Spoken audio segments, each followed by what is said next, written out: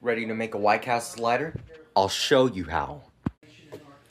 Before you do anything besides wash your hands, you got to rehydrate these dried onions. Any more's fine, but in order to get that authentic experience. And so we got some hamburger meat right here, some ground beef, but you know, anything that can be made into hamburger meat will work. Alright, we got some rolls here. So first of all, you want to cut this thing in half. Simple as that. So now you got your rehydrated onions here, and that you also got your buns here. Now it's time to start the whole cooking process. So what you're gonna want to do is you want to get some 90-10. That's what I got earlier, and then I got some salt and I got some pepper, and then you want to put it in, and it kind of wants to look like this. And off camera, I'm gonna massage it so you can see what it should look like at once it's done. And then it should look like this. It should be very smooth. Although if you look closely, you can still see the salt and pepper that has been added to the meat right here.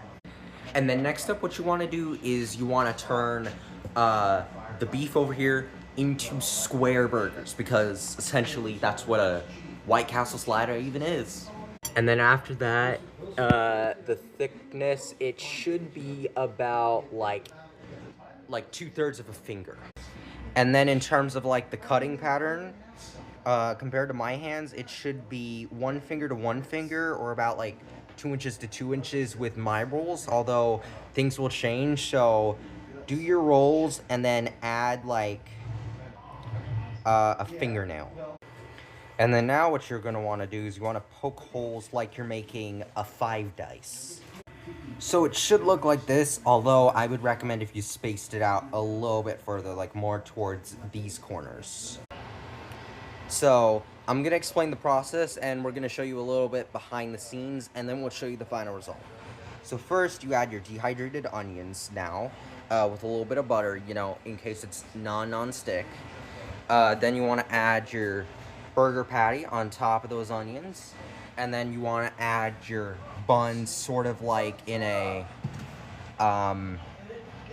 patty bun, and then put the top patty on top of the other two. So yeah.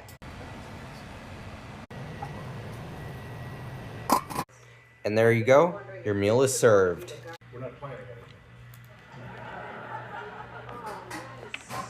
Mmm.